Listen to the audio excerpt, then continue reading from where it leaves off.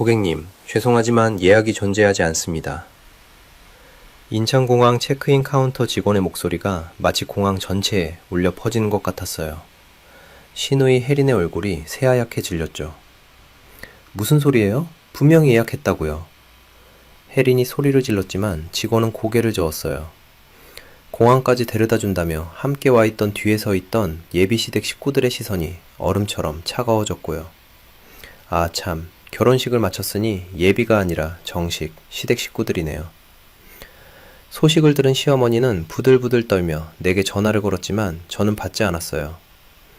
멀리 공항 카페에 앉아 아메리카노를 홀짝이며 창밖을 바라봤죠. 2,500만 원. 그들은 그 돈이 당연히 내 지갑에서 나와야 한다고 믿었어요. 아니, 이미 나왔다고 착각했죠. 하지만 그들은 몰랐어요. 내가 출발 2시간 전 조용히 전액 취소를 걸었다는 걸. 수수료를 기꺼이 내면서 말이에요. 저 멀리서 혜린의 비명이 들렸어요. 경찰이 출동했다는 소리도 들렸고요. 나는 잔을 입에 댄 채 아주 작게 웃었어요. 이제부터가 진짜 시작이었거든요. 여러분의 구독, 좋아요는 더 많은 사연을 만드는 힘이 됩니다. 저는 한민지라고 해요. 올해 41살, 외국계 제약회사에서 부장으로 일하고 있죠. 제 월급은 세전 800만 원 정도 되는데 보너스까지 합치면 소위들 말하는 억대 연봉이지요.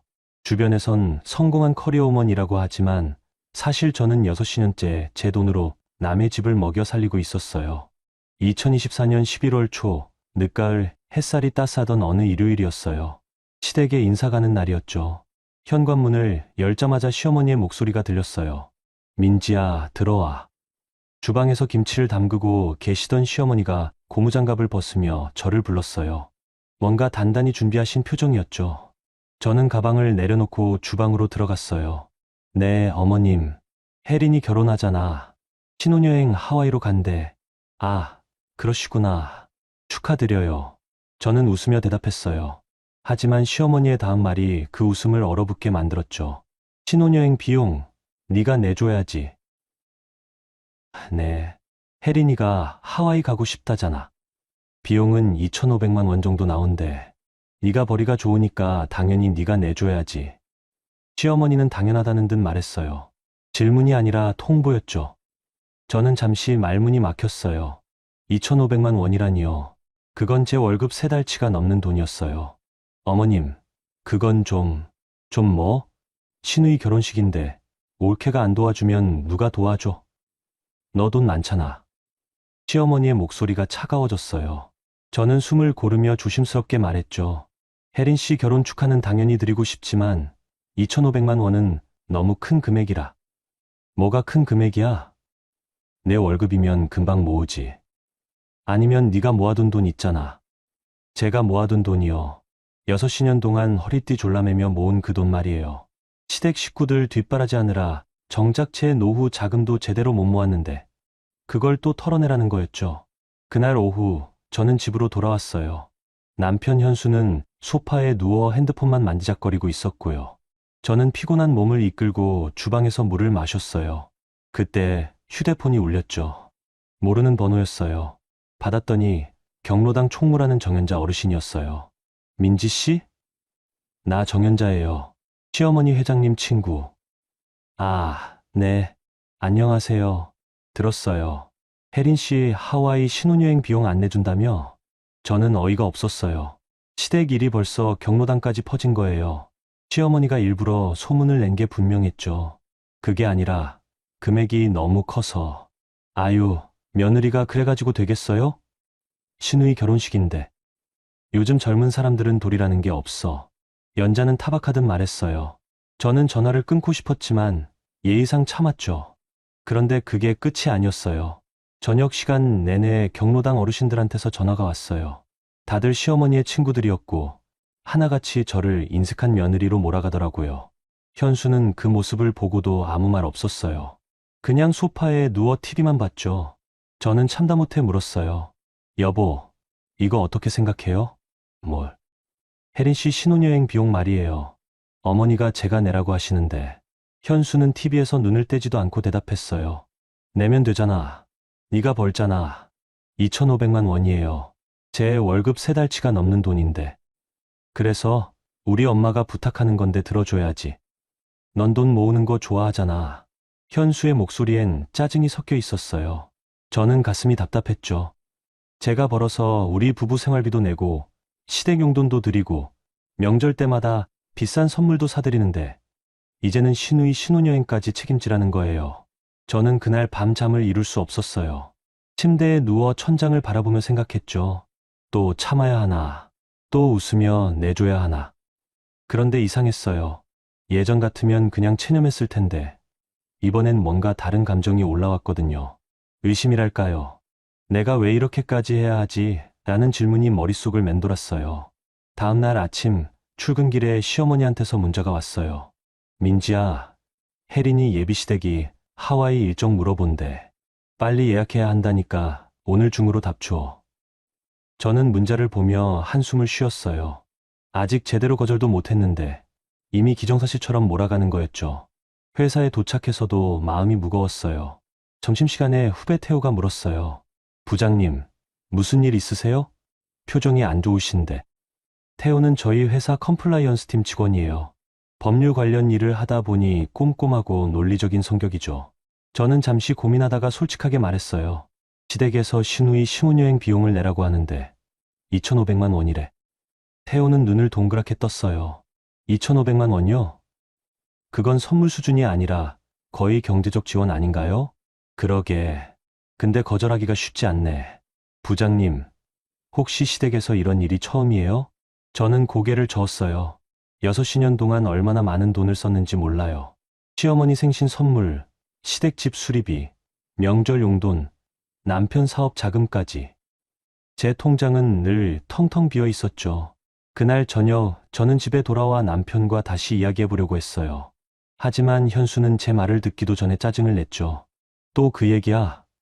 그냥 해주면 되잖아. 왜 이렇게 따져? 따지는 게 아니라 우리 형편도 생각해야죠. 당신 사업도 아직. 내 사업 핑계 대지 마. 네가 돈 많으면서 왜 이래? 진짜 인색하다. 현수는 저를 인색하다고 했어요. 6년 동안 제 월급으로 우리 집안을 꾸려왔는데 인색하다고요. 저는 말문이 막혔어요. 현수는 계속 말했죠. 우리 엄마가 경로당에서 회장까지 하시는데 체면이 있어야지. 혜린이가 좋은데 시집 가는데 올케가 구두쇠처럼 굴면 어떡해? 구두쇠요? 그래, 구두쇠야. 돈 있으면서 안 쓰는 게 구두쇠지 뭐야. 현수는 쏘아붙이듯 말하고는 방으로 들어가 버렸어요. 저는 거실에 혼자 남아 무릎을 꿇고 앉았어요. 눈물이 날 것 같았지만 나오지 않았어요. 대신 가슴속 깊은 곳에서 뭔가가 조금씩 깨지는 소리가 들렸죠. 그날 밤 저는 인터넷에서 하와이 신혼여행 패키지를 검색해봤어요. 정말로 2,500만 원 정도 하더라고요. 특급 호텔에 비즈니스 클래스 항공권까지 포함된 VIP 패키지였죠. 저는 화면을 보며 쓴웃음을 지었어요. 이걸 내가 내야 한다고? 휴대폰이 또 울렸어요. 이번엔 시어머니였어요. 민지야, 답 줘야지. 혜린이가 기다린대. 어머님, 조금만 생각할 시간을. 생각할 게 뭐가 있어? 시누이 결혼식인데. 네가 돈 있으면서 왜 이렇게 구차하게 굴어? 시어머니의 목소리는 따뜻함이라곤 찾아볼 수 없었어요. 저는 전화를 끊고 창밖을 바라봤어요. 밤하늘에 별이 하나도 보이지 않았죠. 그때 제 머릿속에 한 가지 생각이 스쳤어요. 또 참으면 되나? 아니면 이번엔 뭔가 달라져야 하나? 저는 아직 답을 내리지 못했어요. 하지만 분명한 건 제 마음속에 처음으로 금이 가기 시작했다는 거예요. 아주 작지만 선명한 금이요. 11월 중순이 되자 상황은 더 나빠졌어요. 시어머니가 경로당에서 제 이야기를 본격적으로 퍼뜨리기 시작한 거죠. 출근길에도, 퇴근 후에도, 심지어 주말에도 모르는 번호에서 전화가 걸려왔어요. 어느 날 오후 회사 회의 중이었는데 휴대폰이 진동했어요. 나중에 확인해보니 5통의 부재중 전화와 문자가 와 있었죠. 민지 씨, 나 경로당 박순자예요. 시어머니 회장님한테 들었는데 시누이 결혼식 비용 안 낸다며? 요즘 며느리들은 도리가 없어. 민지 씨, 김영희입니다. 시어머니 회장님이 속상해 하시던데 며느리 된 사람이 좀 도와드려야지. 문자들은 하나같이 비슷한 내용이었어요. 저는 전화를 받지 않았지만 문자는 계속 쌓여갔죠. 그날 저녁 집에 돌아오니 현수가 소파에 앉아 저를 기다리고 있었어요. 엄마가 전화했어. 네가 전화도 안 받는다며? 회의 중이었어요. 나중에 드리려고. 나중에는 무슨. 엄마가 얼마나 속상해 하시는데. 경로당 사람들이 다 아는데. 네가 안 도와주면 우리 엄마가 무슨 체면으로 거기서 회장하시겠어? 현수는 제 편이 아니었어요. 6년 동안 단 한 번도 제 편이었던 적이 없었죠. 저는 가방을 내려놓고 침착하게 말했어요. 여보, 2,500만 원은 정말 큰 돈이에요. 우리 형편에. 형편, 내 월급이면 충분하잖아. 아니면 네가 모아둔 돈 있잖아. 그 돈은 제가 노후를 위해. 노후, 넌 아직 젊잖아. 나중에 또 모으면 되지. 현수는 제 노후 자금을 아무것도 아닌 것처럼 말했어요. 저는 더 이상 말하고 싶지 않았어요. 방으로 들어가 문을 닫았죠. 그날 밤 늦게 시어머니한테서 전화가 왔어요. 저는 받지 않으려다가 계속 울려서 할 수 없이 받았어요. 민지야, 뭐 하냐? 아, 어머님, 죄송해요. 회의가 길어져서. 회의고 뭐고 중요한 건 혜린이 일이야. 예비시댁에서 하와이 일정 확정하래. 빨리 예약해야 한다니까. 시어머니의 목소리는 단호했어요. 저는 용기를 내어 말했죠. 어머님, 사실 제가 지금 형편이 좀. 형편? 네가 무슨 형편이 안 돼? 월급쟁이면서. 그래도 2,500만 원은. 민지야. 시어머니의 목소리가 갑자기 차갑게 식었어요. 너 아이도 못 낳는 주제에 이런 것도 안 해줄 거야? 저는 숨이 멎는 것 같았어요. 아이요. 그건 제 가장 아픈 상처였어요. 결혼 2년 차에 유산을 했고 그 후로 아이가 생기지 않았죠. 시어머니는 그걸 알면서도 칼처럼 꺼내 들었어요. 며느리가 손주도 못 낳아주면서 시누이 결혼식은 도와야지. 그게 도리 아니겠어? 어머님, 그건 뭐가 그래? 내가 틀린 말 했어. 넌 우리 집안에 뭘 보태준 게 있어. 돈이라도 있으면 내야지. 시어머니는 평온한 목소리로 잔인한 말을 했어요. 저는 전화를 끊고 싶었지만 손이 떨려서 버튼을 누를 수가 없었어요. 알았어요. 생각해 볼게요. 저는 겨우 대답하고 전화를 끊었어요. 그리고 침대에 주저앉았죠. 눈물이 날 것 같았는데 이상하게 눈물도 나오지 않았어요. 그냥 가슴속이 새까맣게 꺼지는 느낌이었죠. 다음 날 시누이 혜린한테서 문자가 왔어요. 올케 예비시댁 어른들이 하와이 일정 물어보시는데 언제쯤 예약 가능해요? 제가 올케가 해준다고 이미 말씀드렸거든요. 너무 늦으면 제가 곤란해져요. 저는 문자를 보고 어이가 없었어요. 제가 언제 해준다고 했나요? 시어머니와 현수가 강요한 거지. 제가 동의한 적은 없었는데 말이에요. 혜리는 이미 예비시댁에 허풍을 쳐놓고 저를 압박하고 있었어요. 그날 점심시간 태호와 식사를 하면서 이 이야기를 꺼냈어요. 태호는 진지하게 들어주더니 조심스럽게 물었어요. 부장님, 혹시 시댁분들이 하신 말씀들 기록하세요? 기록이요? 네. 전화 내용이나 문자 같은 거요. 나중에 필요할 수도 있어요. 나중이요? 무슨? 그냥요. 만약을 대비해서요. 부장님께서 억울한 일 당하지 않으려면 증거를 남겨두는 게 좋을 것 같아서요. 태호의 말에 저는 뭔가 번뜩이는 걸 느꼈어요. 맞아요. 증거. 지금까지 저는 그냥 참고 넘어갔지만 이번엔 뭔가 달라야 할 것 같았거든요. 그날부터 저는 휴대폰 설정을 바꿨어요. 자동 통화 녹음 기능을 켜고 문자는 하나하나 캡처해서 별도 폴더에 저장했죠. 제 자신도 뭘 준비하는 건지 정확히 몰랐지만 본능적으로 이게 필요하다는 걸 알았어요. 주말이 되자 시어머니가 직접 우리 집에 왔어요. 현수는 밖에 나가고 없었고 저 혼자 시어머니를 맞이해야 했죠. 민지야, 앉아. 시어머니는 거실 소파에 앉으며 말했어요. 저는 주방에서 차를 끓여 내왔고요. 어머님, 차 드세요. 차는 됐고 혜린이 일 얘기하자. 시어머니는 단도직입적으로 말했어요. 예비시댁에서 확답을 원한대. 우리가 하와이 비용 낸다고 했으니까 네가 빨리 예약해야지. 어머님, 제가 언제 낸다고? 안 낸다고 한 적도 없잖아. 며느리가 시누이 결혼식 도와주는 건 당연한 거야. 시어머니는 제 말을 자르며 계속했어요. 너 우리 집안에 들어올 때 지참금도 없었잖아. 결혼식 비용도 우리가 다 냈고 그런데 이런 것도 안 해줄 거야? 그건. 그리고 말이야, 민지야. 시어머니는 차를 한 모금 마시고는 저를 똑바로 쳐다봤어요. 넌 아이도 못 낳았잖아. 그럼 돈이라도 있어야지. 손주도 못 낳아주는 며느리가 돈까지 아끼면 우리 집안에서 내 입지가 어떻게 되겠어? 저는 속이 뒤틀렸어요. 유산은 제 잘못이 아니었어요. 그때 저도 죽을 만큼 힘들었고 우울증까지 왔었죠. 그런데 시어머니는 그걸 제 약점으로 삼아 칼처럼 휘두르고 있었어요. 돈이 뭐가 중요해요, 어머님. 마음이 중요하죠. 저는 떨리는 목소리로 말했어요. 마음? 마음은 돈으로 표현하는 거야. 네가 우리 집안을 생각하는 마음이 있으면 2,500만 원쯤 기꺼이 내줘야지. 2,500만 원이 쯤이에요? 그래, 쯤이지. 내 월급으로 충분히 감당 가능한 금액이잖아. 시어머니는 제 월급을 마치 자기 돈처럼 계산하고 있었어요. 저는 더 이상 참을 수 없었죠. 어머님, 저도 제 미래를 준비해야 해요. 노후 자금도 모아야 하고. 노후 자금? 우리가 있는데 무슨 노후 자금? 네가 우리한테 잘하면 나중에 우리도 너 챙겨주지. 시어머니의 말은 황당했어요. 지금까지 제가 시댁에 얼마나 많은 돈을 썼는데 나중에 챙겨준다니요. 저는 입술을 깨물었어요. 시어머니는 일어서며 마지막으로 한마디를 던졌어요. 다음 주까지 답줘.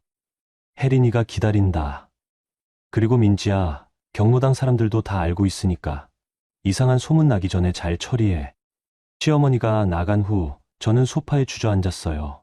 휴대폰을 꺼내 녹음 파일을 확인했죠. 오늘 대화가 전부 녹음되어 있었어요. 아이도 못 낳았잖아. 돈이라도 있어야지 같은 말들이 또렷하게 담겨 있었고요. 저는 파일을 듣다가 이상한 감정을 느꼈어요. 분노보다는 차가운 무언가였죠. 제 감정이 얼어붙으면서 머리가 오히려 명확해지는 느낌이었어요. 그날 밤 혜린한테서 또 문자가 왔어요. 올케, 제가 예비시댁 어른들 앞에서 우리 올케가 특급 패키지로 선물해준다고 말씀드렸어요. 너무 감사하죠? 덕분에 제 체면이 섰어요. 빨리 예약해주세요. 저는 문자를 읽고 캡처했어요. 그리고 별도 폴더에 저장했죠. 제가 언제 특급 패키지를 선물한다고 했나요? 혜린은 제 동의도 없이 예비시댁에 거짓말을 하고 저를 기정사실로 몰아가고 있었어요. 저는 창밖을 바라보며 생각했어요. 이 사람들은 내가 계속 참을 거라고 믿고 있구나. 내가 계속 ATM처럼 돈만 뽑아줄 거라고 생각하는 거야. 그날부터 저는 모든 통화를 녹음하고 모든 문자를 캡처하기 시작했어요. 제 휴대폰 속 증거 폴더는 점점 두꺼워졌죠. 저 자신도 몰랐어요. 이게 나중에 어떻게 쓰일지. 하지만 본능이 말해주었어요. 이건 필요할 거야. 나중에 반드시. 혜린의 결혼식은 11월 마지막 주 토요일로 잡혔어요. 결혼식 전날 밤 저는 시어머니한테서 전화를 받았죠. 민지야, 내일 결혼식에 일찍 와. 혜린이가 준비할 게 많대. 네, 어머님. 그리고 하와이 예약은 했어? 저는 잠시 망설였어요. 사실 아직 예약을 하지 않았거든요. 마음속으로 계속 저항하고 있었죠. 아직. 조금 더 알아보고 있어요. 뭘 알아봐? 빨리 해. 혜린이가 예비시댁한테 이미 말했다니까. 시어머니의 목소리는 짜증이 섞여 있었어요. 저는 전화를 끊고 한숨을 쉬었죠. 그때 현수가 밖에서 돌아왔어요. 시간은 밤 11시가 넘어 있었고요. 어디 갔다 와요? 회사 사람들이랑 저녁 먹었어. 현수는 술 냄새를 풍기며 소파에 앉았어요. 저는 물을 가져다 주며 물었죠. 내일 혜린 씨 결혼식인데 일찍 자야 하지 않아요? 알아서 할게. 너나 신경 써. 현수는 무뚝뚝하게 대답하고는 방으로 들어갔어요. 저는 거실에 남아 정리를 하다가 문득 현수 차 열쇠가 현관에 놓인 게 보였어요. 현수는 술을 마셔서 대리운전을 불렀나 봐요. 그런데 왜인지 제 발걸음이 현관 쪽으로 향했어요. 평소 같으면 그냥 지나쳤을 텐데 그날은 뭔가 이상한 느낌이 들었거든요. 저는 엘리베이터를 타고 지하 주차장으로 내려갔어요. 현수 차는 평소 자리에 서 있었어요. 저는 차 문을 열고 안을 살폈죠. 뒷좌석엔 아무것도 없었고 트렁크도 깨끗했어요. 그런데 조수석 밑을 보는 순간 제 손이 멈췄어요. 작은 천 조각이 보였거든요. 저는 몸을 숙여 그걸 집어들었어요. 레이스가 달린 속옷이었죠. 제 것이 아니었어요. 저는 절대 이런 스타일을 입지 않거든요. 심장이 쿵쾅거렸어요. 저는 차 안을 더 뒤졌죠. 조수석 서랍장을 열자 호텔 영수증이 나왔어요. 지난주 날짜로 강남 모 호텔. 객실 요금 35만 원. 제 손이 떨렸어요. 현수는 지난주 회사 야근한다고 했었어요. 그런데 호텔에 있었던 거죠. 저는 영수증을 주머니에 넣고 차에서 내렸어요. 다리에 힘이 풀려서 주차장 기둥에 기댔죠. 얼마나 지났을까요? 저는 엘리베이터를 타고 집으로 올라왔어요. 현수는 이미 침대에 누워 자고 있었고요. 저는 침대 옆에 서서 그를 내려다봤어요. 제 남편. 6시년을 함께 산 사람. 그런데 이 사람은 다른 여자와 호텔에 갔었어요. 저는 거실로 나와 소파에 앉았어요. 속옷과 영수증을 테이블 위에 올려놓았죠. 그리고 한참을 그것들을 바라봤어요. 울어야 할 것 같은데 눈물이 나오지 않았어요. 오히려 이상하게 머리가 차가워졌어요. 다음날 아침, 저는 평소처럼 일어나 아침을 준비했어요. 현수가 세수를 하고 나오자 저는 테이블 위의 물건들을 가리켰죠. 이거 뭐예요? 현수는 잠시 멈칫했어요. 그러고는 웃으며 말했죠. 아, 그거? 친구가 차에 두고 내린 거야. 친구요? 남자친구가 여성 속옷을 차에 두고 내려요? 아니, 그게 친구 여자친구 거래. 차 빌려줬었거든. 현수는 거짓말을 했어요. 너무나 자연스럽게요. 저는 영수증을 집어들었어요. 그럼 이 호텔 영수증은요? 당신 지난주 야근한다고 했잖아요. 그건 회사 사람이랑 회의하다가 늦어져서 그냥 잤어. 집 오기 귀찮아서. 혼자요? 그래, 혼자. 현수는 저를 똑바로 쳐다보며 거짓말을 했어요. 저는 웃음이 나올 것 같았어요. 이 사람은 제 눈을 보면서도 거짓말을 할 수 있는 사람이었어요. 민지야, 넌 왜 이렇게 의심이 많아? 나 오해하지 마. 오해요? 그래, 오해야. 나한테 다른 여자 생길 것 같아. 너나 꾸미고 다녀. 요즘 거울 봤어? 살도 쪘고 피부도 엉망이잖아. 현수는 되레 제 외모를 비웃었어요. 저는 말문이 막혔죠. 제가 왜 살이 쪘는지, 왜 피부가 안 좋아졌는지 현수는 모르나요? 시댁 일 때문에 스트레스 받고 현수 사업 걱정하느라 잠도 못 자서 그런 건데요. 그리고 말이야, 오늘 혜린이 결혼식인데 분위기 깨지 마. 엄마가 보면 기분 나빠하실 거야. 현수는 제 기분은 중요하지 않았어요. 오직 시어머니의 기분만 신경 쓰더라고요. 저는 더 이상 말하고 싶지 않았어요. 방으로 들어가 문을 닫고 침대에 앉았죠. 제 손엔 여전히 속옷과 영수증이 쥐어져 있었어요. 저는 그것들을 서랍 깊숙이 넣었어요. 나중에 필요할 것 같았거든요. 그날 오전 저는 결혼식장으로 향했어요. 시어머니와 혜리는 신부 대기실에서 부산하게 움직이고 있었죠. 민지야, 왔어? 혜린이 메이크업 끝나면 사진 좀 찍어줘. 시어머니는 저를 보자마자 일을 시켰어요. 저는 고개를 끄덕이고 옆에 서 있었죠. 혜린은 웨딩드레스를 입고 거울 앞에 앉아 있었어요. 올케, 하와이 예약했어요? 혜린이 거울 너머로 저를 보며 물었어요.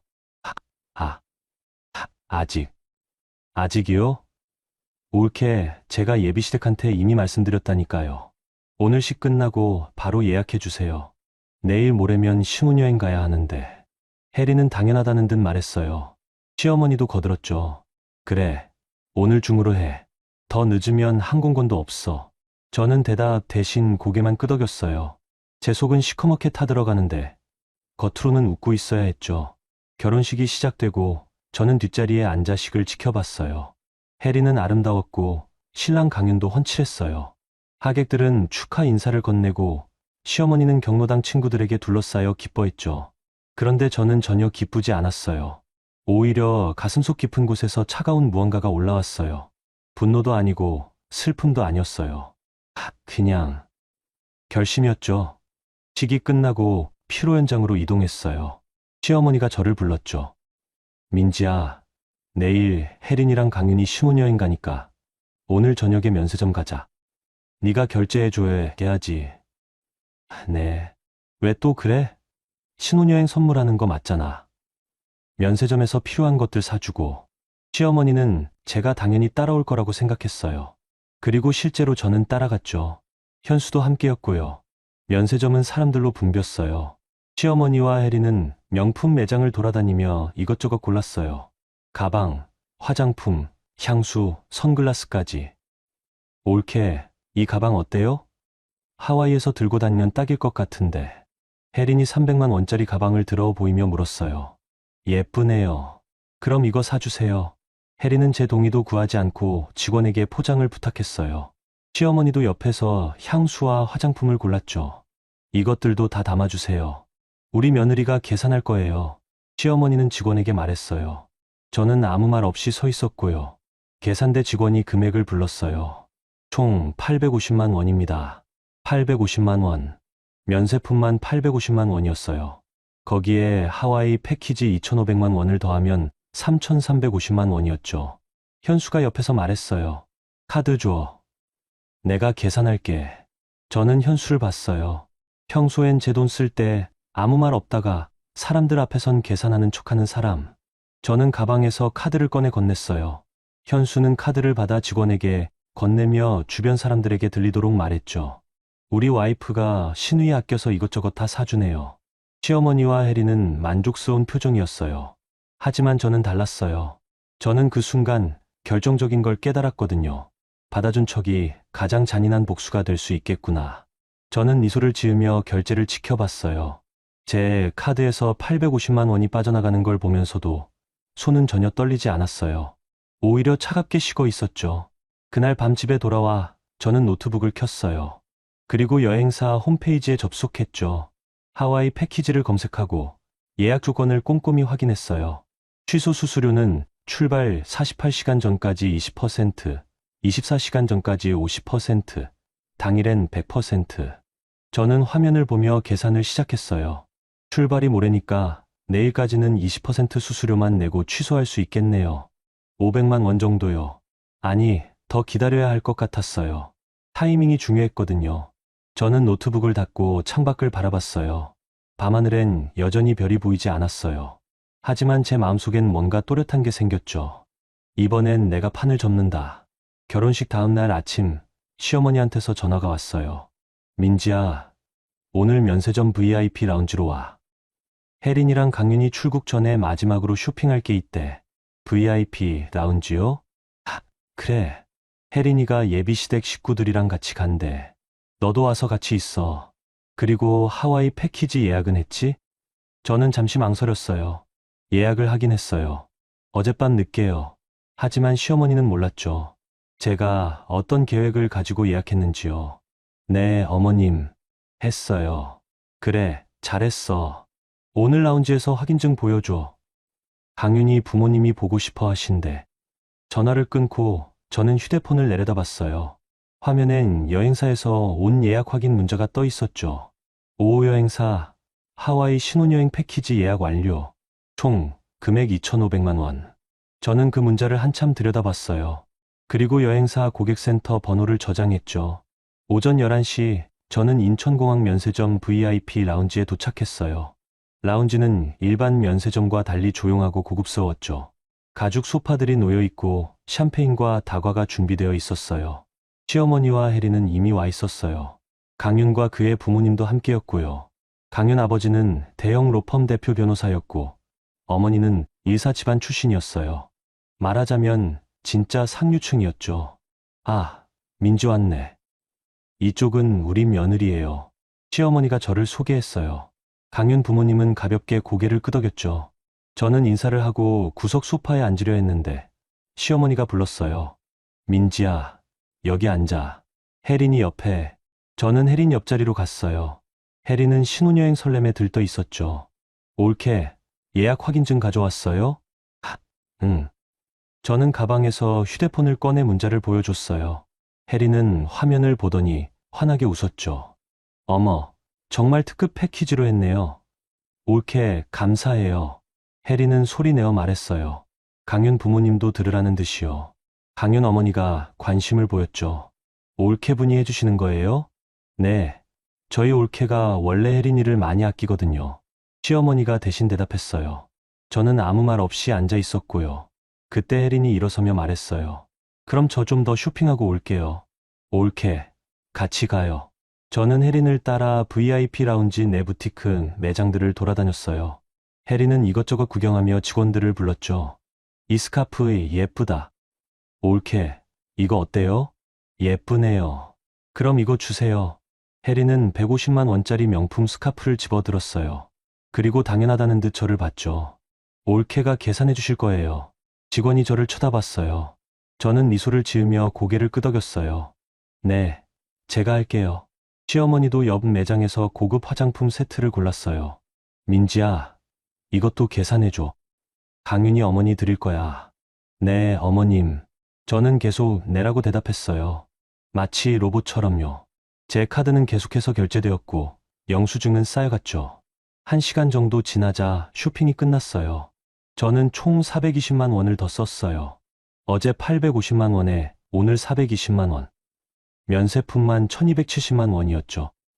라운지로 돌아오자 현수가 와 있었어요. 시어머니가 부른 모양이었어요. 현수야, 왔어? 네, 엄마. 현수는 시어머니 옆에 앉았어요. 그리고 테이블 위에 놓인 쇼핑백들을 보며 웃었죠. 와, 많이 샀네요. 그래, 다 내 와이프가 사줬어. 시어머니는 자랑스럽다는 듯 말했어요. 강윤 부모님 앞에서요. 며느리분이 정말 대단하시네요. 요즘 이렇게 시누이 챙기는 올케가 어디 있어요. 강윤 어머니가 말했어요. 그 말은 칭찬처럼 들렸지만 제겐 비수처럼 꽂혔어요. 챙기는 게 아니라 강요당하는 건데요. 현수가 제 옆에 앉으며 작은 목소리로 말했어요. 고생했어. 근데 좀 많이 쓴 것 같은데 당신 엄마가 시키신 거예요. 알아. 근데 우리 엄마 기분 나쁘게 하지 마. 오늘 중요한 날이잖아. 현수는 또 시어머니 편이었어요. 제 기분은 중요하지 않았죠. 점심시간이 되자 시어머니가 라운지 레스토랑에서 식사를 주문했어요. 모두 함께 앉아 식사를 했죠. 대화는 주로 혜린의 신혼여행 이야기였어요. 하와이 가면 뭐 할 거예요? 강윤 아버지가 물었어요. 다이아몬드 헤드도 오르고 스노클링도 할 거예요. 그리고 쇼핑도 많이 하고요.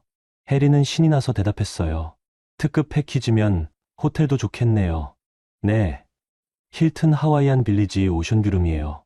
올케가 최고급으로 예약해줬어요. 혜린은 계속 올케가 해줬다를 강조했어요.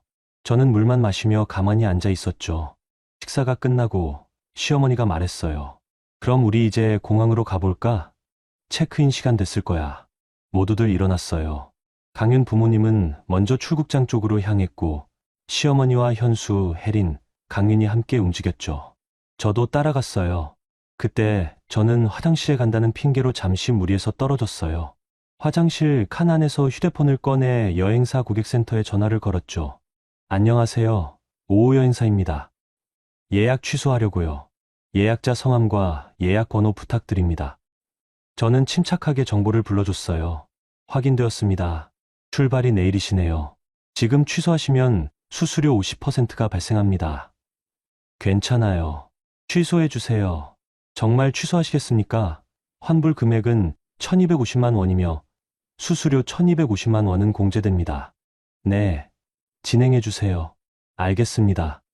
취소 처리 완료되었습니다. 영업일 기준 35일 내 환불 예정입니다. 전화를 끊고 저는 거울을 봤어요. 제 얼굴은 창백했지만 눈빛은 이상하게 또렷했어요. 저는 입술에 립스틱을 다시 바르고 미소를 지었죠. 화장실에서 나와 다시 무리에 합류했어요. 아무도 제가 없었던 걸 눈치채지 못했어요. 모두 출국장으로 향하고 있었거든요. 민지야, 여기서 우리는 헤어지자. 혜린이들은 출국하고 시어머니가 말했어요. 저는 고개를 끄덕였죠. 네, 어머님. 혜린 씨, 강윤 씨, 좋은 여행 되세요. 고마워요. 올케. 하와이에서 사진 많이 찍어 올게요. 혜린은 환하게 웃으며 손을 흔들었어요. 강윤도 정중하게 인사했고요. 저는 그들을 보내고 시어머니, 현수와 함께 공항 로비로 나왔어요. 그때 시어머니가 말했죠. 민지야, 고생 많았어. 네가 챙겨줘서 우리 혜린이 큰 걱정 없이 갈 수 있었네. 아니에요, 어머님. 그래도 고마워. 나중에 혜린이가 잘 되면 너한테도 다 돌아올 거야. 시어머니는 제 어깨를 토닥였어요. 하지만 저는 아무 감정도 느껴지지 않았어요. 그냥 차가웠죠. 집으로 돌아오는 차 안, 현수가 말했어요. 오늘 많이 힘들었지. 근데 잘 참았어. 우리 엄마 기분 좋아 보이던데. 앞으로도 좀 이해해줘. 우리 엄마가 원래 그러시잖아. 저는 대답하지 않았어요. 그냥 창밖을 바라봤죠. 하늘은 회색이었고 비가 올 것 같았어요. 집에 도착해서 저는 곧바로 침실로 들어갔어요. 침대에 누워 천장을 바라보며 생각했죠. 내일 오전 혜린과 강윤이 공항 체크인 카운터에 섰을 때 직원이 말할 거예요. 예약이 존재하지 않습니다. 저는 눈을 감았어요. 그리고 아주 작게, 정말 작게 웃었어요. 취소 수수료 1250만 원. 그건 제 자유의 값이었어요. 다음 날 아침, 저는 평소보다 일찍 일어났어요. 시계를 보니 새벽 5시였죠. 혜린과 강윤의 비행기는 오후 2시 출발이었어요. 체크인은 2시간 전, 그러니까 정오쯤 시작되겠네요. 저는 노트북을 켜고 여행사 홈페이지를 다시 확인했어요. 어젯밤 취소 처리가 제대로 되었는지 확인하기 위해서였죠. 예약 상태 취소 완료. 환불 예정일 2024년 12월 3일. 화면을 보며 저는 깊게 숨을 들이쉬었어요. 이제 돌이킬 수 없었죠. 아니, 처음부터 돌이킬 생각 따윈 없었어요. 현수는 아직 자고 있었어요. 저는 조용히 거실로 나와 커피를 내렸죠. 창밖은 아직 어두웠고 도시의 불빛들만 깜빡이고 있었어요. 그때 휴대폰이 울렸어요. 시어머니였어요. 민지야, 일어났어? 네, 어머님. 혜린이가 지금 공항으로 출발한대. 너도 곧 출근하겠지? 네, 조금 이따 나가려고요. 그래. 혜린이 잘 갔다고 문자 올 거야. 고생 많았어. 시어머니는 전화를 끊었어요. 저는 휴대폰을 내려놓고 커피를 한 모금 마셨죠. 뜨거운 커피가 목을 타고 내려갔어요. 오전 8시, 저는 회사로 향했어요. 평소보다 일찍 출근한 거죠. 사무실엔 아직 사람이 많지 않았어요. 저는 제자리에 앉아 컴퓨터를 켰고요. 그때 태호가 들어왔어요. 부장님, 일찍 오셨네요. 응. 할 일이 좀 있어서. 태호는 제 옆자리에 앉으며 조심스럽게 물었어요. 부장님, 시댁 일은 어떻게 되셨어요? 지난번에 말씀하신 신혼여행 비용건. 저는 잠시 망설였어요. 하지만 태호는 지금까지 제 편에 서준 유일한 사람이었죠. 저는 작은 목소리로 말했어요. 예약했다가 어제 취소했어. 네. 취소요? 응. 출발 하루 전에 취소했으니까 수수료 50% 나왔어. 태호는 눈을 크게 떴어요. 그럼. 시댁 분들은? 아직 몰라. 오늘 정오쯤 공항에서 알게 되겠지. 저는 담담하게 말했어요. 태호는 잠시 아무 말이 없었죠. 그러더니 조심스럽게 물었어요. 부장님, 혹시 이혼 생각하세요? 저는 태호를 봤어요. 똑똑한 친구였어요. 제 상황을 정확히 파악하고 있었죠. 아직 확실하진 않아. 근데 준비는 해야 할 것 같아. 그럼 증거 자료 정리 도와드릴게요. 제가 법률팀이니까 어떤 게 유리한 증거인지 알아요. 태호는 진심으로 도와주려는 눈빛이었어요. 저는 고마웠죠. 고마워. 태호야. 그럼 부탁할게. 네. 부장님. 우선 통화 녹음 파일이랑 문자 캡처 전부 백업해 놓으세요. 날짜별로 정리하고요. 그리고 금전거래 내역도 전부 출력해 두세요. 알았어. 저는 점심시간 내내 자료를 정리했어요. 지난 6년간 시댁에 보낸 돈, 남편 사업에 대준 돈, 명절 용돈, 선물 구입비까지 전부요. 엑셀 파일로 만드니 총액이 1억 2천만 원이 넘었어요. 저는 화면을 보며 한숨을 쉬었어요. 제가 6년 동안 1억이 넘는 돈을 시댁에 쓴 거예요. 제 월급으로요. 오후 12시 30분, 저는 화장실에 갔어요. 그리고 휴대폰을 꺼내 시간을 확인했죠. 지금쯤이면 혜린과 강윤이 공항 체크인 카운터에 섰을 거예요. 저는 화장실 칸에 앉아 기다렸어요. 심장이 빠르게 뛰었지만 손은 전혀 떨리지 않았죠. 12시 45분 휴대폰이 울렸어요. 시어머니였어요. 저는 받지 않았어요. 다시 울렸고 또 울렸죠. 저는 계속 받지 않았어요. 문자가 왔어요. 민지야 전화 받아. 느낌표가 5개나 붙어 있었어요. 저는 문자를 읽고 휴대폰을 무음으로 바꿨죠. 오후 1시 저는 화장실에서 나와 사무실로 돌아왔어요. 부재중 전화가 23통이었어요. 시어머니, 현수, 혜린, 심지어 경로당 연자까지. 태호가 걱정스러운 얼굴로 물었어요. 부장님, 괜찮으세요? 응, 괜찮아. 저는 자리에 앉아 일을 계속했어요. 휴대폰은 계속 진동했지만 저는 보지 않았죠. 오후 2시 문자가 폭주하기 시작했어요. 민지야, 당장 전화해. 네가 지금 뭐 하는 짓이야? 예약이 없다는데. 창피해서 어떡해. 저는 문자들을 하나씩 캡처했어요. 그리고 증거 폴더에 저장했죠. 감정을 배제하고 기계적으로 작업했어요. 오후 3시 현수한테서 전화가 100번째로 왔어요. 저는 그제야 받았죠. 여보세요. 너 미쳤어. 지금 무슨 짓을 한 거야? 현수의 목소리는 분노로 떨리고 있었어요. 무슨 일인데요? 무슨 일이긴. 혜린이 하와이 예약이 취소됐다잖아. 네가 취소한 거지? 네, 제가 했어요. 뭐? 네가 왜? 현수는 소리를 질렀어요. 주변 직원들이 저를 쳐다봤지만 저는 신경 쓰지 않았어요. 제 돈인데 제가 취소하면 안 돼요? 너 정말 지금 장난해. 혜린이가 공항에서 얼마나 창피를 당했는지 알아. 그건 제 책임이 아니에요. 처음부터 저한테 물어보고 약속했어야죠. 물어봤잖아. 네가 하겠다고 했잖아. 저는 한 번도 하겠다고 말한 적 없어요. 어머니랑 당신이 일방적으로 통보했을 뿐이죠. 저는 차분하게 말했어요. 현수는 말문이 막혔는지 잠시 침묵했어요. 그러더니 다시 소리쳤죠. 너 지금 우리 가족 망신시키는 거야. 엄마가 얼마나 화나셨는지 알아. 그건 저도 마찬가지예요. 저도 6년 동안 충분히 화났어요. 뭐, 당신 어머니가 저한테 한 말들 전부 녹음되어 있어요. 아이도 못 낳는 주제에 돈이라도 있어야지 같은 말들이요. 당신이 다른 여자랑 호텔 간 것도 증거 있고요. 현수는 숨이 멎은 듯 조용해졌어요. 너 지금 뭐라고 했어? 제가 바보인 줄 알았어요? 조수석 밑에 숨겨둔 속옷, 호텔 영수증 전부 제가 가지고 있어요. 그건 오해야. 오해 아니에요. 증거예요. 나중에 필요하면 쓸 거고요. 저는 전화를 끊었어요. 손이 조금 떨렸지만 후회는 없었어요. 태호가 옆에서 작은 목소리로 말했어요. 부장님, 잘하셨어요. 이제 시작이네요. 응, 이제 시작이야. 저는 컴퓨터 화면을 보며 일을 계속했어요. 오후 내내 전화와 문자가 쏟아졌지만 저는 하나도 받지 않았죠. 퇴근 시간이 되자 태호가 물었어요. 부장님, 집에 가실 거예요? 응, 가봐야지. 조심하세요. 시댁분들이 집에 있을 수도 있어요. 괜찮아. 나한테 손대면 그것도 증거가 되니까. 저는 가방을 챙겨 회사를 나섰어요. 지하철을 타고 집으로 향하는 동안 저는 창밖을 바라봤어요. 해가 지고 있었죠. 이제부터가 진짜야. 저는 혼자 중얼거렸어요.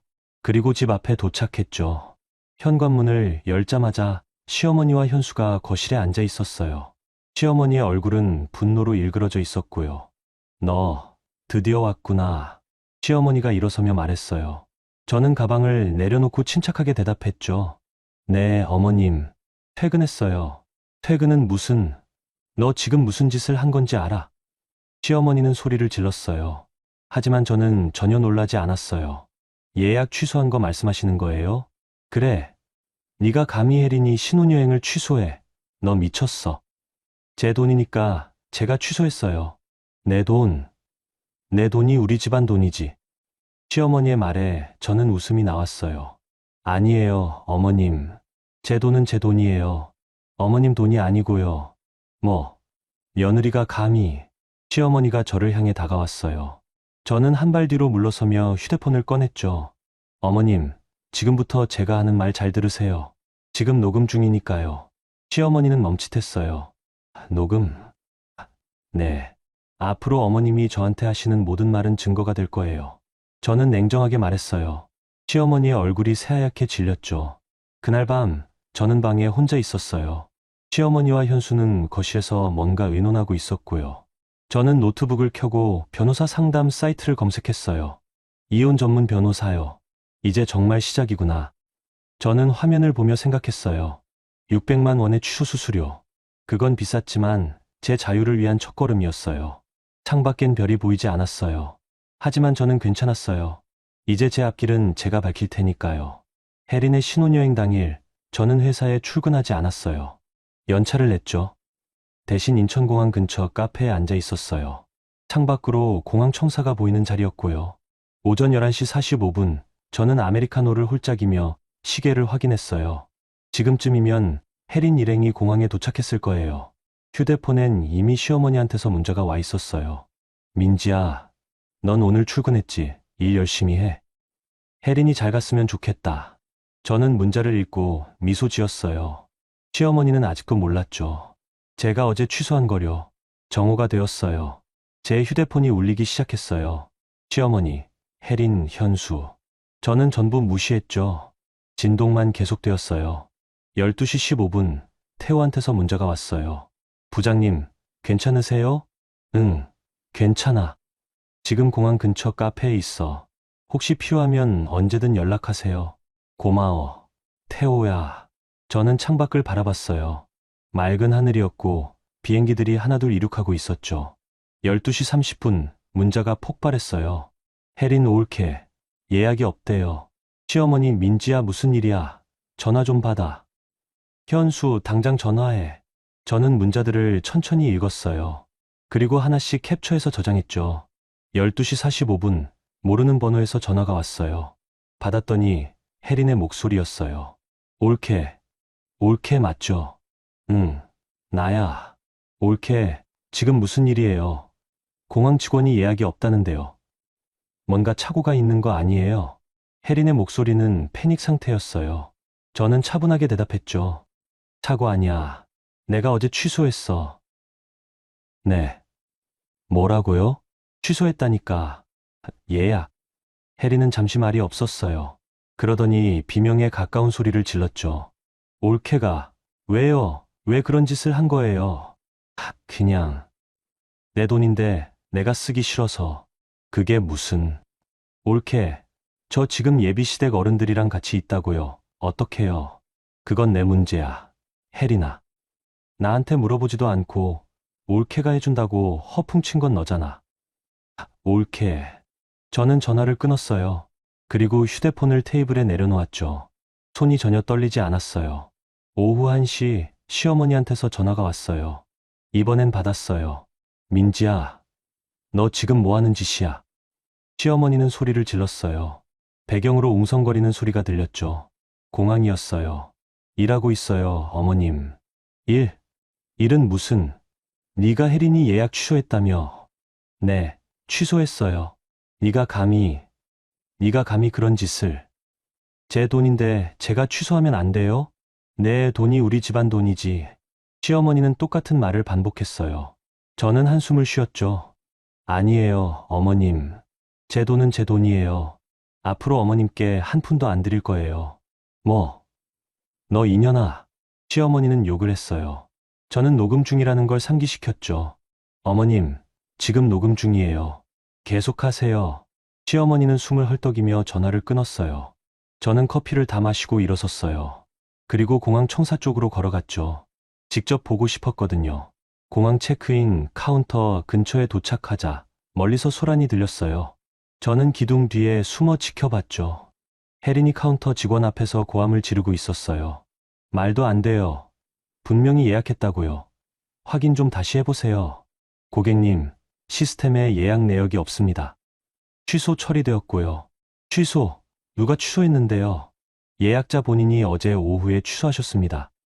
직원은 침착하게 설명했어요. 혜린은 뒤를 돌아 시어머니와 강윤을 봤죠. 어머니, 올케가 정말 취소했대요. 시어머니는 얼굴이 새빨개져서 휴대폰을 꺼냈어요. 아마 저한테 전화하려는 거겠죠. 하지만 저는 받지 않았어요. 강윤의 부모님은 옆에서 차가운 표정으로 지켜보고 있었어요. 강윤 어머니가 말했죠.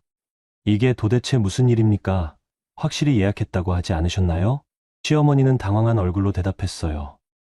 그게 며느리가 예약한 건데 뭔가 착오요? 취소되었다는데요? 강윤 어머니의 목소리는 차가웠어요. 강윤 아버지도 눈살을 찌푸렸죠. 우리 딸내미가 신혼여행 선물 받는다고 자랑했는데 이게 무슨 꼴입니까? 강윤은 혜린을 쳐다봤어요. 실망한 표정이었죠. 혜린 씨, 대체 무슨 일이에요? 올케분이 확실히 예약했다고 하지 않았어요? 그게 올케가 해준다고 했는데. 혜린은 말을 더듬었어요. 강윤이 한숨을 쉬었죠. 해준다고 했다는 거지 실제로 해준 건 아니었나 보네요. 강윤의 말은 차가웠어요. 혜린은 눈물을 글썽이며 시어머니를 봤죠. 어머니 어떡해요? 시어머니는 당황해서 어쩔 줄 몰랐어요. 주변 사람들이 쳐다보기 시작했고요. 그때 혜린이 갑자기 소리를 질렀어요. 올케가 사기친 거예요. 분명히 예약했다고 해놓고 취소했다고요. 혜린의 목소리가 커지자 더 많은 사람들이 모여들었어요. 공항보안요원도 다가왔죠. 고객님, 조용히 해주시겠습니까? 조용히요. 저 사기당했다고요. 올케가 저한테 사기쳤어요. 해리는 울면서 소리를 질렀어요. 보안요원은 난처한 표정을 지었죠. 고객님, 여기서 소란 피우시면 경찰을 부를 수밖에 없습니다. 그럼 불러요. 경찰 불러서 제 올케 고소할 거예요. 해리는 이성을 잃은 듯 했어요. 시어머니가 해린을 말렸지만 해리는 듣지 않았죠. 결국 경찰이 출동했어요. 2명의 경찰관이 왔고 상황을 파악하려 했어요. 무슨 일이십니까? 제 올케가 저한테 사기쳤어요. 신혼여행 비용 내둔다고 해놓고 취소했다고요. 해리는 울먹이며 말했어요. 경찰관은 냉정하게 물었죠. 올케분이 직접 내주겠다고 약속했습니까? 그게 시어머니가 그렇게 말씀하셔서 본인에게 직접 들으셨습니까? 아니. 근데 당연히 내주는 거 아니에요? 경찰관은 고개를 저었어요. 그건 사기가 아닙니다. 민사 문제고요. 경찰이 개입할 사안이 아닙니다. 그럼 어떡해요? 저 지금 신혼여행 못 가잖아요. 해리는 바닥에 주저앉으며 울었어요. 강윤 부모님은 완전히 얼어붙은 표정이었죠. 강윤 아버지가 조용히 말했어요. 우리는 먼저 가보겠습니다. 일이 정리되면 연락 주시죠. 강윤 부모님은 그대로 돌아섰어요. 강윤도 따라가려 하자 혜린이 붙잡았죠. 여보, 어디 가요? 저도 부모님 따라가야죠. 혜린 씨, 이 일 정리하고 나중에 얘기해요. 나중에요. 지금 신혼여행이라고요. 신혼여행은 나중에 다시 가면 되죠. 일단 체면부터 회복하고요. 강윤의 목소리는 차가웠어요. 혜린은 그의 팔을 놓지 않으려 했지만 강윤은 뿌리쳤어요. 놔주세요, 혜린 씨. 지금 저도 많이 창피합니다. 강윤은 그렇게 말하고 부모님을 따라갔어요. 혜린은 바닥에 주저앉아 울었고 시어머니는 어쩔 줄 몰라 했죠. 저는 그 모습을 기둥 뒤에서 지켜봤어요. 제 가슴 속엔 뭔가 뜨거운 게 올라왔어요. 분노도 슬픔도 아니었어요. 해방감이었죠. 저는 조용히 공항을 빠져나왔어요. 그리고 다시 카페로 돌아가 자리에 앉았어요. 휴대폰엔 100통이 넘는 부재중 전화가 쌓여 있었어요. 하지만 저는 하나도 받지 않았죠. 대신 태호한테 문자를 보냈어요. 잘 끝났어. 고마워. 태호한테서 답장이 왔어요. 부장님, 수고하셨어요. 이제 시작이네요. 저는 휴대폰을 내려놓고 창밖을 바라봤어요. 비행기가 이륙하는 게 보였죠. 이제 내 차례야. 저는 혼자 중얼거렸어요. 그리고 일어나 집으로 향했어요. 집에 도착하니 현수가 거실에 앉아 있었어요. 얼굴이 굳어 있었죠. 왔어. 응. 저는 가방을 내려놓고 주방으로 갔어요. 물을 마시려는데 현수가 뒤에서 말했어요. 너 오늘 정말 대단한 짓 했다. 그래? 엄마가 경로당해서 얼마나 망신당할지 알아? 그건 어머니 문제지. 내 문제 아니야. 저는 돌아서며 현수를 봤어요. 그리고 말이야, 현수 씨. 저는 처음으로 현수를 현수 씨라고 불렀어요. 우리 이혼해. 현수는 눈을 크게 떴어요. 뭐, 이혼하자고. 나 더 이상 이 결혼 못하겠어. 저는 침착하게 말했어요. 현수는 말문이 막힌 듯 아무 말도 하지 못했죠. 저는 방으로 들어가 문을 닫았어요. 그리고 침대에 누워 천장을 바라봤어요. 이제 진짜 시작이야. 저는 눈을 감았어요. 그리고 처음으로 정말 오랜만에 편안하게 잠들었어요. 신혼여행 취소 사건 다음 날부터 제 휴대폰은 지옥이 되었어요. 아침 6시부터 밤 12시까지 끊임없이 전화가 걸려왔죠. 시어머니, 현수, 혜리는 기본이었고 경로당 어르신들까지 총동원되었어요. 연자, 순자, 영희, 이름도 모르는 분들까지. 모두 시어머니가 시킨 거였죠. 첫날 아침 출근 준비를 하는데 시어머니한테서 전화가 왔어요. 저는 받지 않았죠. 다시 걸려왔고 또 걸려왔어요. 10번째 전화에서 제가 받았어요. 여보세요.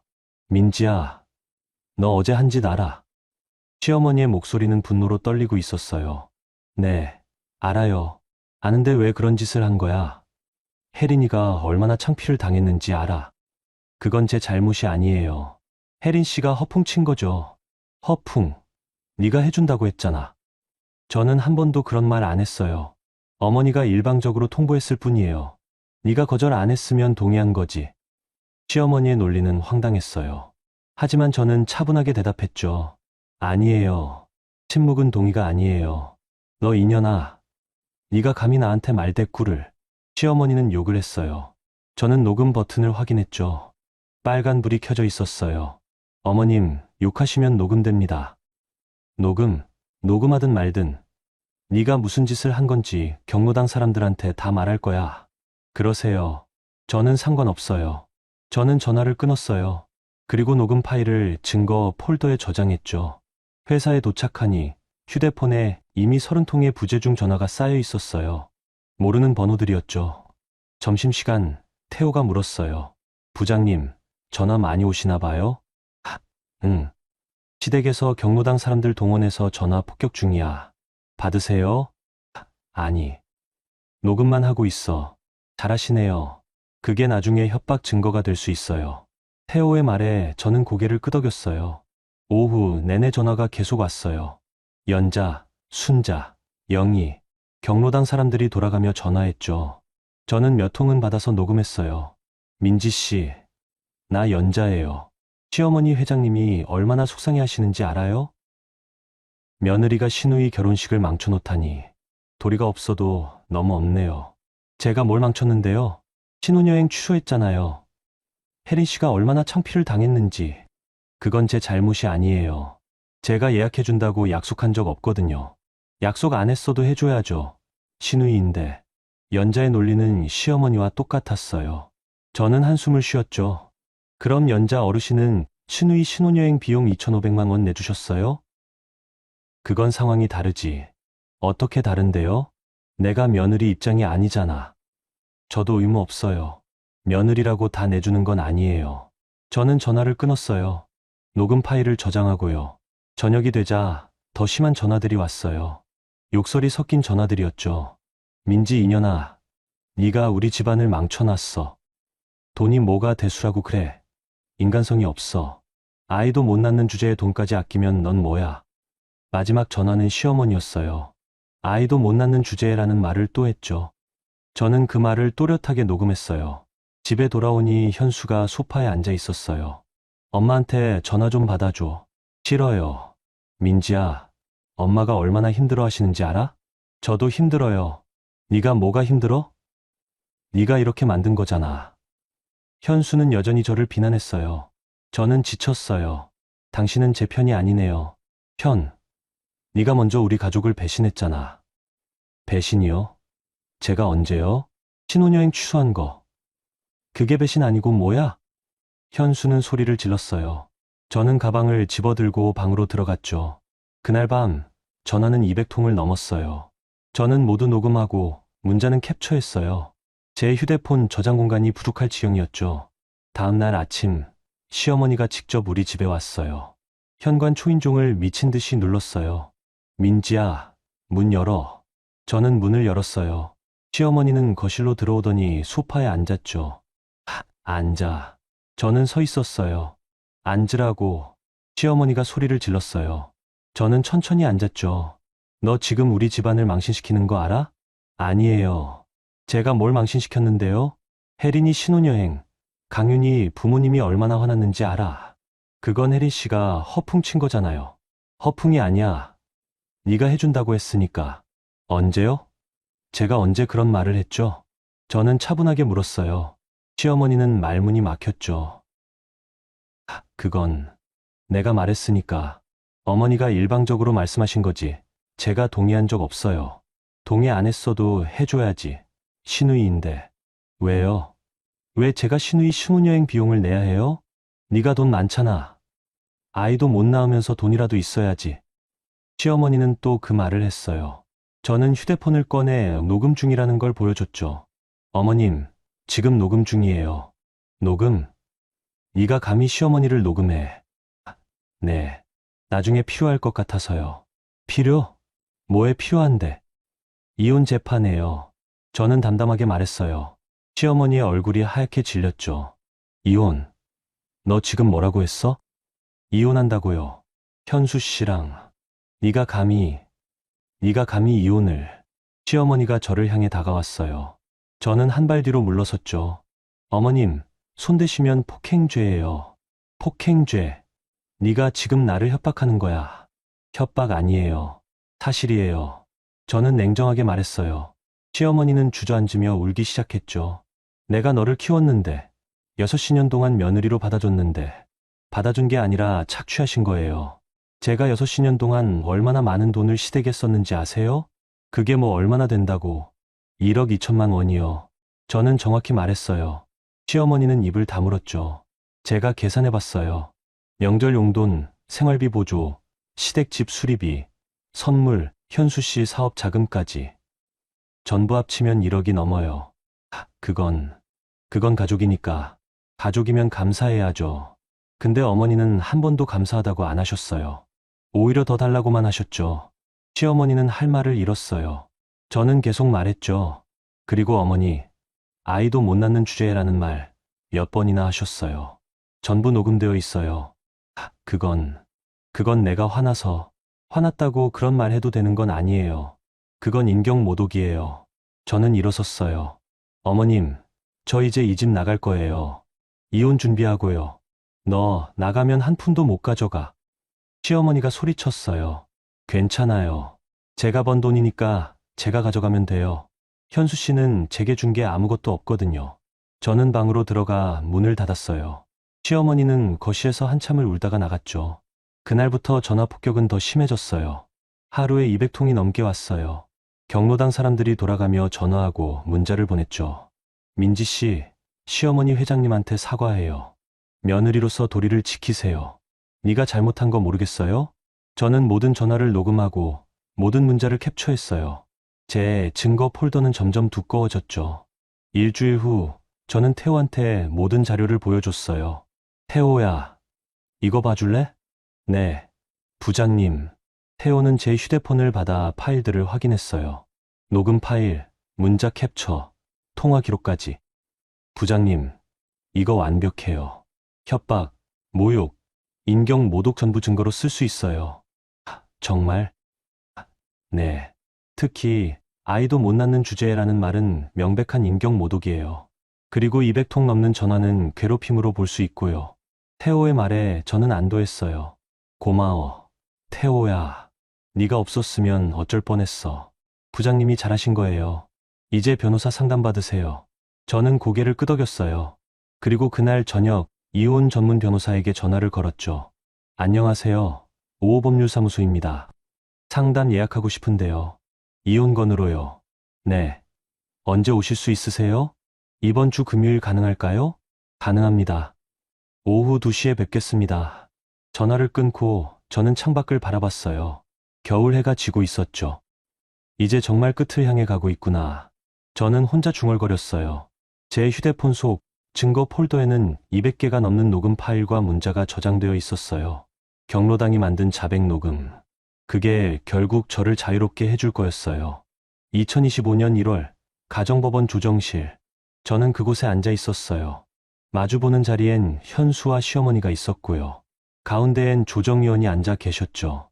한민지 씨, 이혼 사유를 말씀해 주시겠어요? 조정위원이 물었어요. 저는 준비해온 서류 뭉치를 꺼냈어요. 배우자의 반복적인 외도, 경제적 착취, 그리고 시댁의 지속적인 인격 모독입니다. 현수가 발끈했어요. 외도? 내가 언제 외도했어? 증거 있습니다. 저는 첫 번째 봉투를 꺼냈어요. 속옷과 호텔 영수증 사진이었죠. 2024년 11월, 피고는 회사 야근을 핑계로 강남 모 호텔에서 1박을 했습니다. 그리고 차 안에 이 속옷을 남겼고요. 조정위원이 사진을 확인했어요. 현수는 얼굴이 하얗게 질렸죠. 그건 오해야. 오해 아닙니다. 추가 증거가 더 있어요. 저는 두 번째 봉투를 꺼냈어요. 현수의 카드 사용 내역이었죠. 2023년부터 2024년까지 피고는 총 15회에 걸쳐 모텔과 호텔을 이용했습니다. 모두 평일 낮 시간대였고 회사 근처였어요. 조정위원은 서류를 넘기며 확인했어요. 현수는 할 말을 잃었죠. 그리고 경제적 착취 부분입니다. 저는 세 번째 서류를 꺼냈어요. 제가 만든 엑셀 파일이었죠.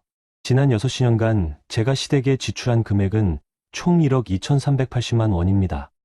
명절 용돈, 생활비 보조, 집 수리비, 피고의 사업 자금까지 포함해서요. 시어머니가 끼어들었어요. 그건 며느리로서 당연한 거 아니에요. 조정 의원이 시어머니를 제지했어요. 부인, 조정 중에는 발언 자제해 주세요. 저는 계속 말했어요. 그런데 피고와 시댁은 단 한 번도 감사 표현을 하지 않았습니다. 오히려 더 많은 돈을 요구했고요. 특히 신우이 신혼여행 비용 2,500만 원을 일방적으로 통보했습니다. 그건 네가 동의했잖아. 시어머니가 또 소리쳤어요. 조정 의원이 눈살을 찌푸렸죠. 부인, 다시 한번 말씀드리지만 조정 중엔 발언 자제 부탁드립니다. 저는 침착하게 계속했어요. 저는 동의한 적 없습니다. 시어머니가 일방적으로 통보했고 제가 침묵했을 뿐이에요. 그리고 그 침묵을 동의로 간주하고 예비사돈 앞에서 며느리가 해준다고 허풍을 쳤습니다. 허풍이 아니야, 네가. 어머님. 저는 시어머니를 똑바로 쳐다봤어요. 증거가 있어요. 혜린 씨가 보낸 문자 전부 캡처했습니다. 올케가 해준다고 말씀드렸어요라는 내용이 명확히 나와 있어요. 저는 네 번째 서류를 꺼냈어요. 문자 캡처 모음이었죠. 조정 의원이 확인했어요. 그리고 가장 중요한 부분입니다. 인격 모독과 협박. 저는 마지막 서류 뭉치를 꺼냈어요. 녹음 파일 목록과 문자 캡처였죠. 신혼여행 취소 후 시어머니와 시댁 친척 그리고 경로당 사람들이 저한테 200통이 넘는 전화를 걸었습니다. 전부 협박과 모욕이었어요. 조정 의원이 놀라며 물었어요. 200통이요? 네. 통화 기록이 여기 있습니다. 저는 통화 기록을 보여줬어요. 날짜별로 정리된 표였죠. 그리고 통화 내용은 전부 녹음했습니다. 특히 시어머니가 아이도 못 낳는 주제라는 말을 총 5번 했어요. 이건 명백한 인격 모독입니다. 저는 USB를 꺼내 조정 의원에게 건넸어요. 녹음 파일 전부 여기 있습니다. 들어보시면 아실 거예요. 조정 의원은 USB를 받아 노트북에 꽂았어요. 그리고 파일을 재생했죠. 시어머니의 목소리가 흘러나왔어요. 아이도 못 낳는 주제에 돈이라도 있어야지. 네, 돈이 우리 집안 돈이지. 며느리 주제에 감히 시어머니한테 말대꾸를. 조정실은 조용했어요. 녹음이 끝나자 조정 의원은 시어머니를 쳐다봤어요. 부인, 이게 사실입니까? 시어머니는 입술을 떨었어요. 그건 제가 화가 났다고 이런 말을 해도 된다고 생각하십니까? 조정 의원의 목소리는 차가웠어요. 시어머니는 고개를 숙였죠. 현수가 끼어들었어요. 그래도 부부 사이에 이럴 수 있잖아요. 이혼까지 갈 필요는. 부부 사이요? 저는 현수를 봤어요. 당신은 6년 동안 단 한 번도 제 편이었던 적 없어요. 항상 어머니 편만 들었죠. 그리고 제 돈으로 생활하면서 저를 인색하다고 비난했어요. 그리고 외도했어요. 증거가 여기 다 있어요. 저는 현수를 똑바로 쳐다봤어요. 현수는 말문이 막혔죠. 조정 의원이 정리했어요. 한민지 씨의 주장은 충분히 입증되었습니다. 배우자의 외도, 경제적 착취, 시댁의 인격 모독과 협박. 이는 모두 이혼 사유에 해당합니다. 위자료는 어떻게 하실 건가요? 3천만 원 청구합니다. 저는 침착하게 말했어요. 현수가 벌떡 일어섰죠. 3천만 원. 그건 너무 많아. 외도 증거가 15건이에요. 그리고 6년간 제가 시댁에 쓴 돈 1억 2천에 비하면 적은 거예요. 조정 의원이 고개를 끄덕였어요. 합리적인 금액으로 보입니다. 그리고 재산 분할은? 저희는 공동 재산이 거의 없습니다. 집은 전세고 저축은 제 명의로만 되어 있어요. 피고는 사업 실패로 빚만 있고요. 그럼 재산 분할 없이 위자료 3천만 원만 청구하시는 건가요? 네. 그리고 제 명의 저축은 전부 제가 가져가고요. 현수가 항변했어요. 그건 불공평해. 결혼 생활 중에 모은 돈인데. 당신이 번 돈이 있어요? 저는 차갑게 물었어요. 제가 6년 동안 생활비 전부 댔어요. 당신 사업 자금도 제가 댔고요. 당신은 단 한 푼도 벌어온 적 없어요. 현수는 할 말이 없었어요. 조정 의원이 정리했죠. 그럼 이렇게 조정하겠습니다. 이혼 합의에 위자료 3천만 원은 피고가 원고에게 지급, 재산 분할은 없음. 원고 명의 저축은 원고가 가져감. 동의하십니까? 저는 고개를 끄덕였어요. 네, 동의합니다. 현수는 잠시 망설이다가 고개를 끄덕였어요. 네. 시어머니가 울먹이며 말했어요. 민지야, 그래도 6년을. 어머님, 저는 시어머니를 봤어요. 6년 동안 고생 많으셨어요. 이제 저는 제 인생을 살겠습니다. 저는 일어나 조정실을 나왔어요. 뒤에서 시어머니가 우는 소리가 들렸지만 저는 돌아보지 않았어요. 조정실 밖 태호가 기다리고 있었어요. 부장님, 어떻게 됐어요? 잘 끝났어. 이혼 합의했어. 축하드려요, 부장님. 태호는 진심으로 기뻐했어요. 저도 웃었죠. 고마워. 태호야.